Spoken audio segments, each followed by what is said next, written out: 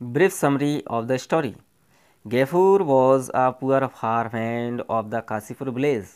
He used to till the village Zamidar's land.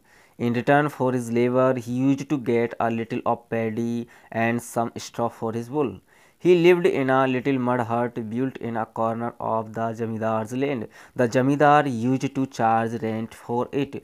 Gafur's little daughter Amina also lived with him. She was a motherless child. Gafur could hardly get 2 meals a day for himself and his daughter. But now the situation had become even worse. For the past 2 years, there had been no rains, and Gafur got so little for his share of the paddy and straw that it could serve him for a few days only.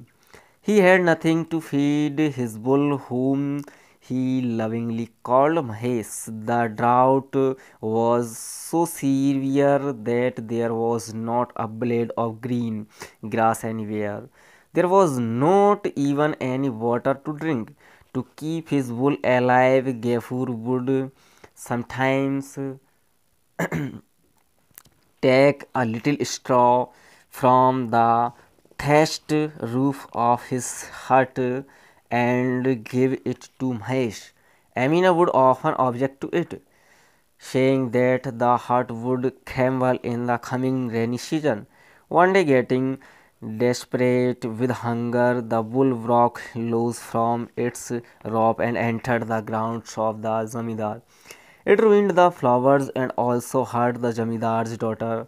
The Jamidar grew red with rage. He sent for Gafur and had him severely beaten by his men. In deep pain, Gafur came back and lay in a corner of the hut. Amina had gone to bring some water from the village pond. Suddenly, Gafur heard Amina's shriek outside. When he came out, he saw Amina fallen to the ground. Her pitcher had broken and Mahesh was sucking up the water. Gafur was mad with rage. Without thinking what he was going to do, he took up his plough head and struck it hard on the bent head of Mahesh. The bull died there and then. Gafur knew that the Brahman Jamidar of the village would ask him to pay for the penance of killing the bull, a sacred animal for the Hindus. But Gafur had nothing to pay in the form of penance. He woke up his little Amina at the dead of night and left the blaze. He left behind him is also only brass plate as payment for the penance of Mahesh. So now let's start the class. So my dear students, drought आज का अपना lesson है जिसके writer हैं शरत चंद्र Chatterjee. Okay, तो there are 5 question in this chapter. So first question, what is penance.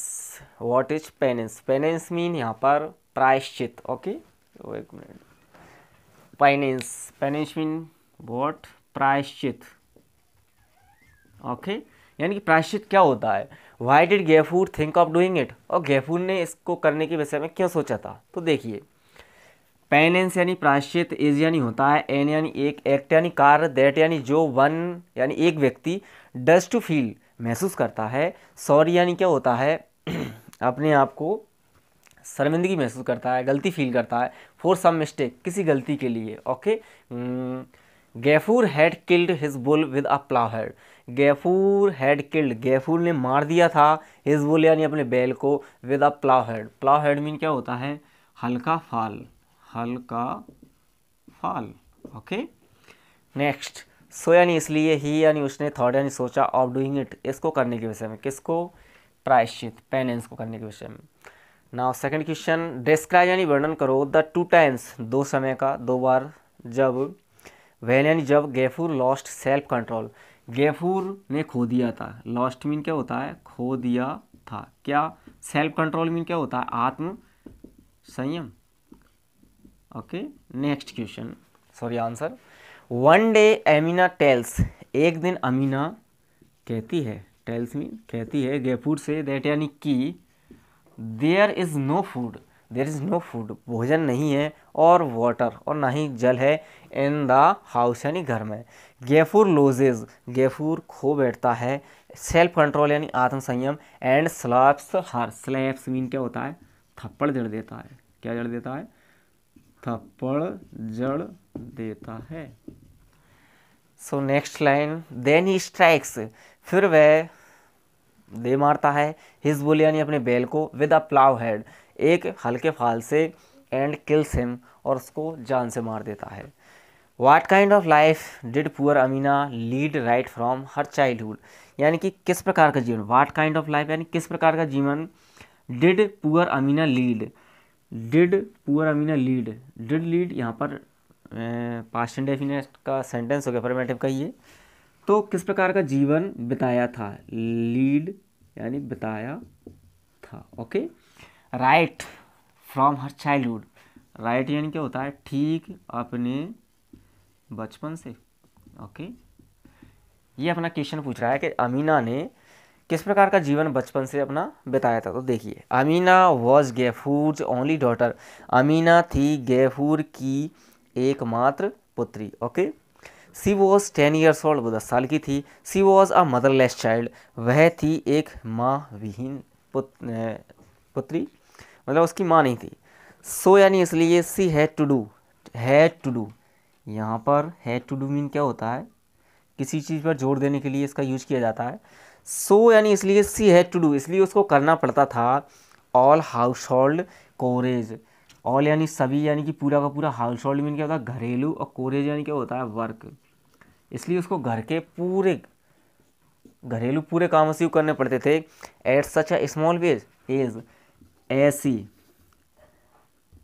ऐसी एक छोटी एज में, छोटी उम्र में। Okay, she had been bearing hunger, she had been उसने सहन की हुई थी, क्या की हुई थी, सहन, बियरिंग यानी सहन करना, हंगर यानी क्या होती है, भूख, एंड पॉवर्टी यानी क्या होती है, गरीबी।